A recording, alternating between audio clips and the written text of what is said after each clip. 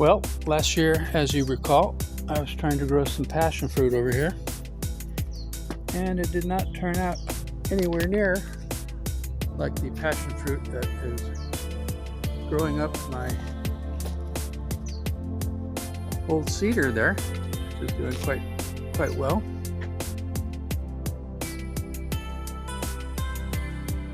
But today what we're going to do is we're going to try to create kind of like the equivalent of a campfire ring. I saw one at Home Depot and that's what gave me the idea.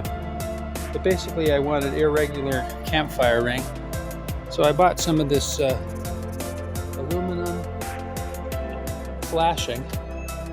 I've got more than I need, of course, but that's like 25 feet of it. And so what I'm going to do is I'm going to take some stakes and I'm going to put them in the corners. And then I'm going to make a circle with an ellipse with the aluminum flashing. And then one of the grapevines will come up and go along the trellis. And another one I'll have growing here on the tree. Let's go take a look at the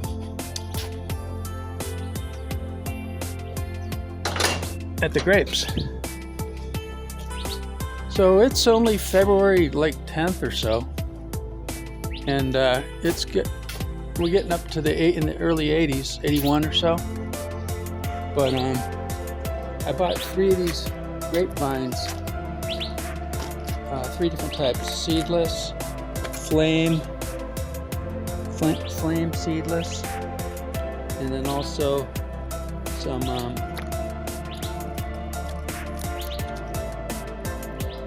Thompsons. And the one that's already off to a quick start is this black Manuka. So black Manuka, Thompson Seedless, and flame. But the Monika is off to a quick start. We're starting to see some buds on the Thompson, but for the most part it's the Manuka that's going nuts. So I got to get that in the ground.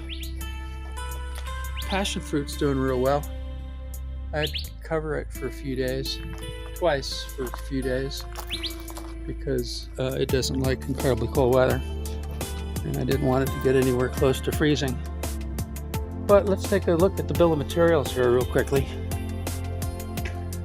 So I mentioned the flashing. We got the mycorrhizal fungi. Yeah, it's got the mycorrhiza and the ectomycorrhiza and 5 bacterial species. So it says to apply 2 ounces per tree in the hole when planting. So we got some of that. And then I got some lawn and garden gypsum. And I'm going to sprinkle that on the bottom, because this area here just sucks. It's loaded with clay and rocks. So the reason why I'm doing the flashing is I want to raise it up above the ground level, so it has more room for the soil for the roots to grow. And so that's what we're going to do. And then of course I've got a ton of raised bed potting mix and mushroom compost. Plenty to fill up the basin once I fill it. So that's what we're going to do today, or hopefully just this morning. All right. So the stakes are in.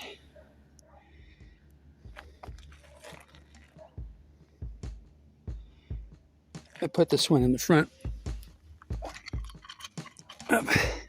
because I might have to nail it into that. All right, at 9 feet, I made a line, and I'm going to cut that with these tin snips. So don't want to waste 25 feet when I only need 9. I can use that in other places in the yard. All right, the next step is to spread some gypsum.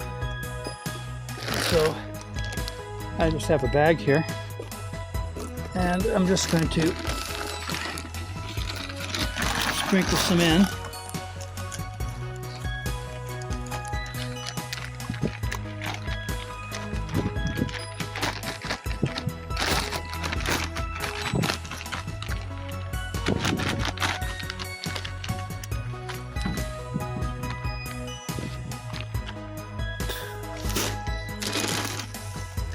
And I can move the clumps out of there, and then I'll take a hoe and move it around. And then the next step is to spread some raised bed potting mix soil on it. All right, so I have the gypsum on the bottom, and I just put the metal in place. And I did kind of a fold, a flap situation where I have them tucked into each other. Hope you can see that. And then I got it clamped into place for now.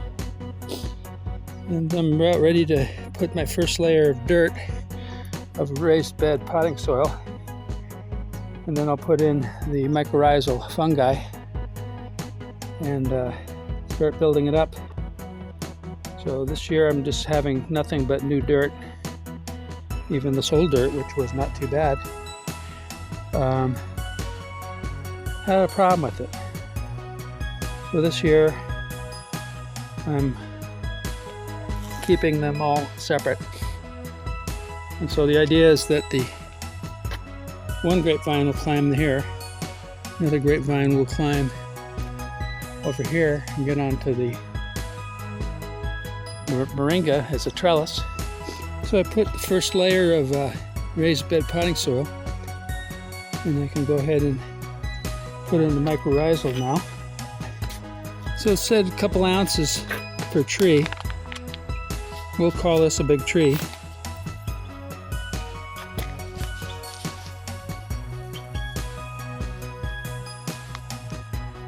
That should do her. All right, went off to a local hardware store and got some more soil. This is what I'm putting in there. Kellogg's raised bed potting mix, premium outdoor container mix. And then I also like this Garden Time mushroom compost, naturally inspired. So that's what I've got, is a mix of that. I've got that at the bottom, the compost, the mushroom compost. I've got some older raised bed potting mix. And of course, recently I added the mycorrhizal. So I'm going to go ahead and add these, and getting ready to put the one or more plants in. I haven't decided how many I'm putting in. I'm going to water down the container now, and also water the roots of the grape, and put a little mycorrhizal right on the roots. Let's see how that goes. I dipped the root ball in the water, so now when I sprinkle some mycorrhizal around it,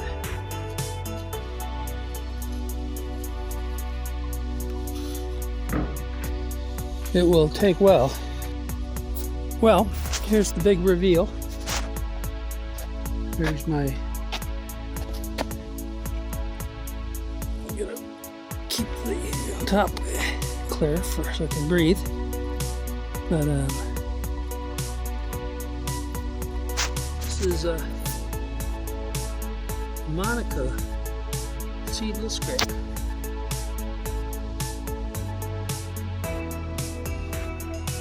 Now,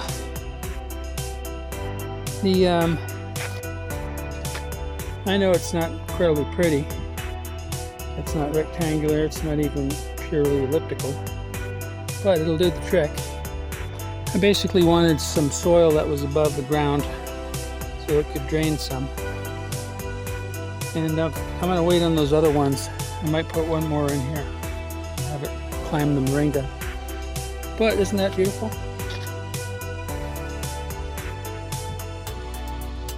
And there's the buds.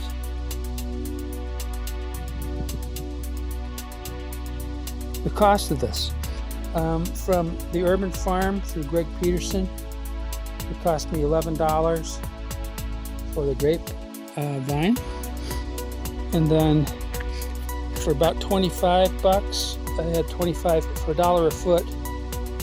I got the aluminum flasking, and so that's 9 feet, so that's $9. And then I have about 2 bags of raised bed potting soil, so it's about $8 a piece, 16. So 16 plus 9 is 25, plus 11 is 30, 36. So for 36 bucks, I have a rather permanent container. It has no bottom, and I hopefully will have grapes this year.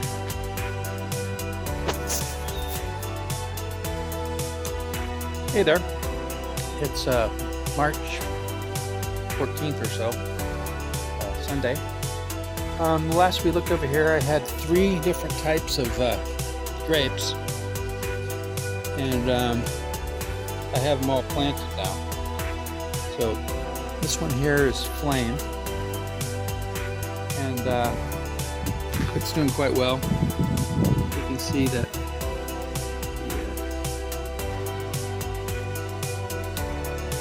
little growth at the top and growth everywhere else. This is promising.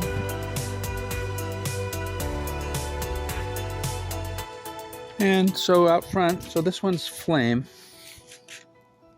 This will be kind of a reddish grape.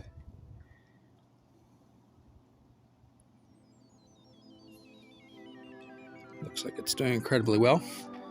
So over here, looks like our trellis is going to be used this year. Remember last year we had the Oyas. The problem was that the water was so saturated.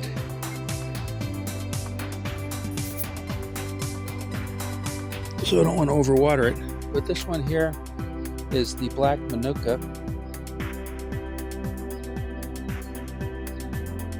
And this one here is the Thompson Seedless. Got some tendrils going out the top there, that's good. And something happened at the top too. I'm hoping it gets some tendrils going. So that's the story. We're going to have grapes this year, and pretty happy with these. This one came out earlier, but this one here has been growing gangbusters. That's the Thompson Seedless. So, thank you for watching the 50 shades of grapes. And we hope you plant some grapes in your yard. Take care.